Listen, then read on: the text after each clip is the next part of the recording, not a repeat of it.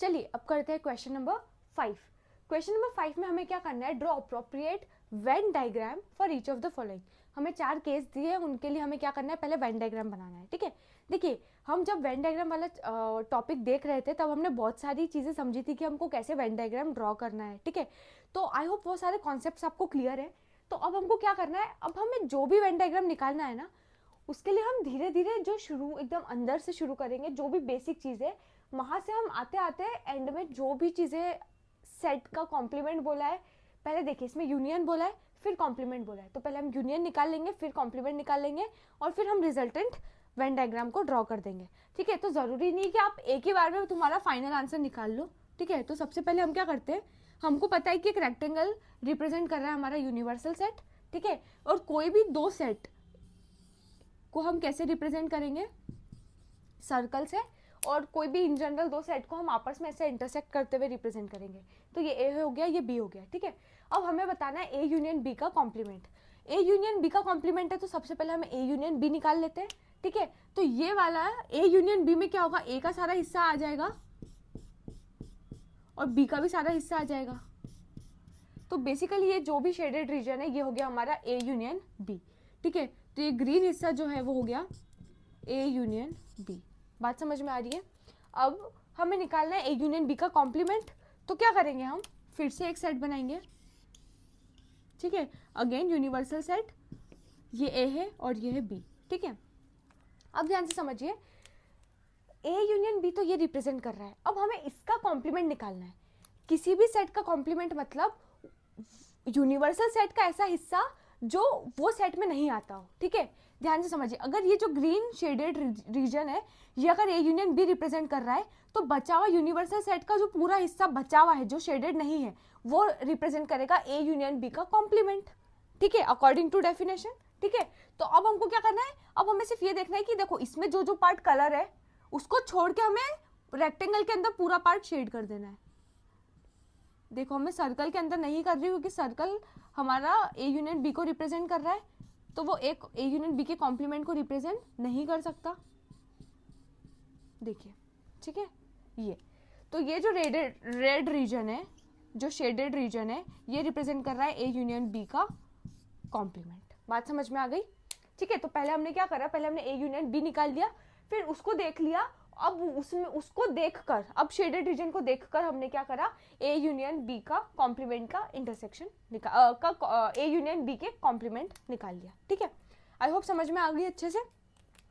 Next है A complement intersection B complement. ठीक है,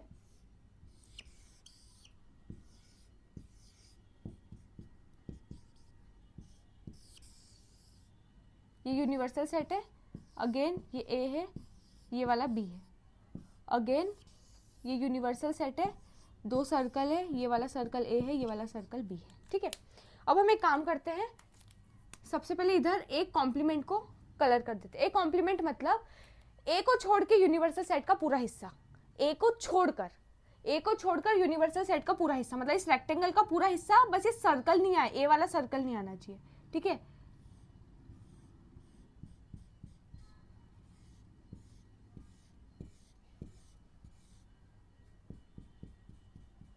बात समझ में आई।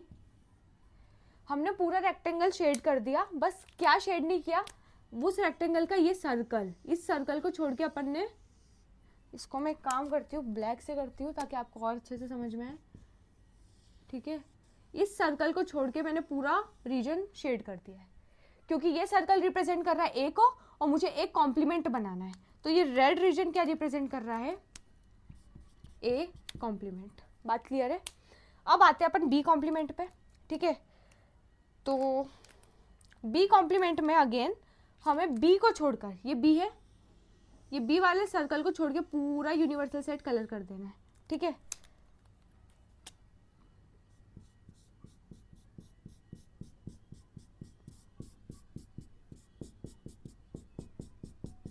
ठीक है, अरे ये ए वाला भी आएगा, सिर्फ बी वाला सर्कल को छोड़ के पूरा शेड करना है, तो हमने सिर्फ ये वाला जो सर्कल दिख रहा है इसको छोड़ के पूरा कलर कर दिया। ठीक है, इसमें हमने ए सर्कल को छोड़ के पूरा कलर किया, इसमें बी सर्कल को छोड़ के, तो ये हो गया बी कॉम्प्लीमेंट। अब हमें इन दोनों का क्या करना है, इंटरसेक्शन निकालना है। ए कॉम्प्लीमेंट निकाल लिया, बी कॉम्प्लीमेंट निकाल लिया, अब इन दोनों का क्या करना है, इंटरसेक्शन। इंटरसेक्शन मतलब इन दोनों का common elements, common shaded area देखना है, ठीक है। इसमें और इसमें क्या एरिया कॉमन है, ठीक है, पहले ये समझते हैं क्या एरिया कॉमन है। पहले ये समझो, अपन एक काम करते हैं, इस पूरे एरिया को चार टुकड़ों में बांट लेते हैं। एक ये इतना हिस्सा, दूसरा ये हिस्सा, तीसरा ये हिस्सा और चौथा ये दोनों सर्कल के बाहर और रेक्टेंगल के अंदर, ताकि अपन एक एक रीजन को देख लें। अब मुझे ये बताओ, अगर मैं इस रीजन की बात करती हूँ,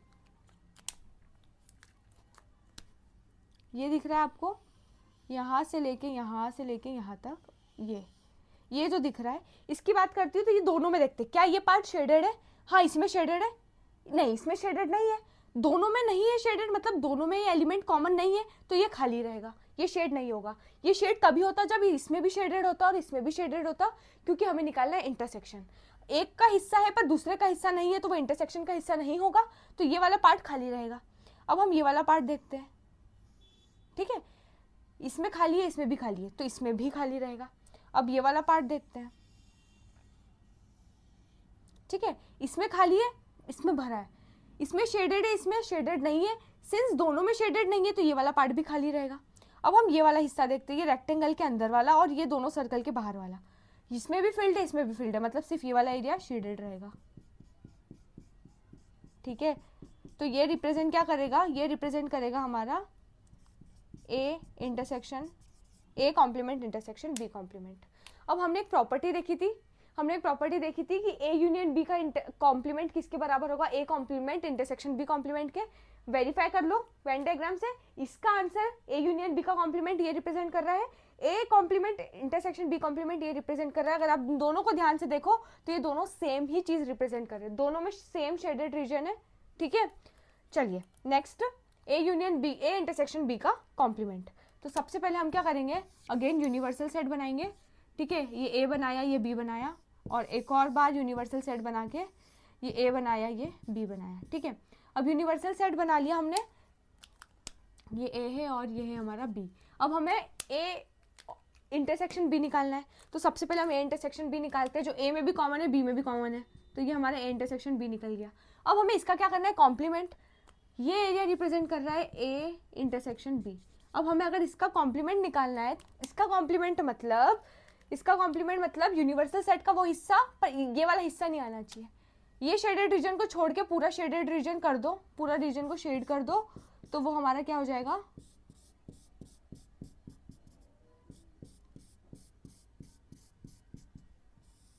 ठीक है। हमने क्या हिस्सा छोड़ दिया, हमने पूरा शेड किया, बस ये वाला हिस्सा छोड़ दिया।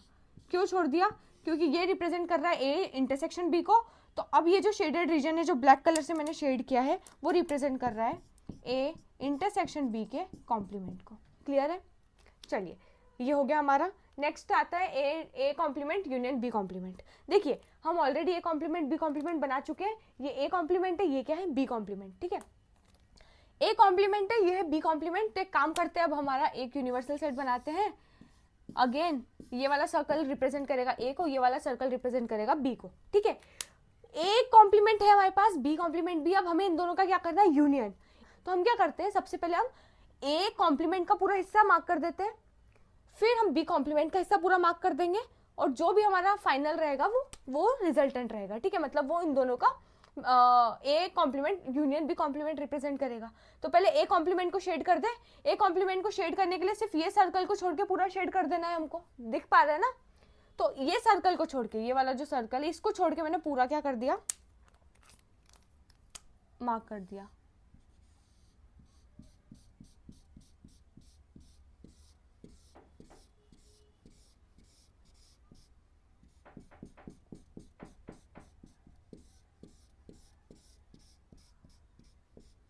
ठीक है, ये रिप्रेजेंट कर रहा है ए कॉम्प्लीमेंट को।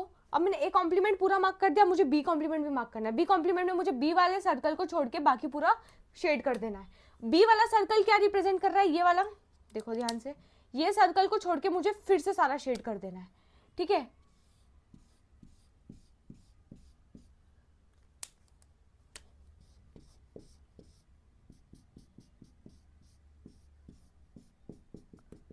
ठीक है। अब कौन सा रीजन बच गया, ये वाला रीजन, ये वाला रीजन बच गया, ठीक है।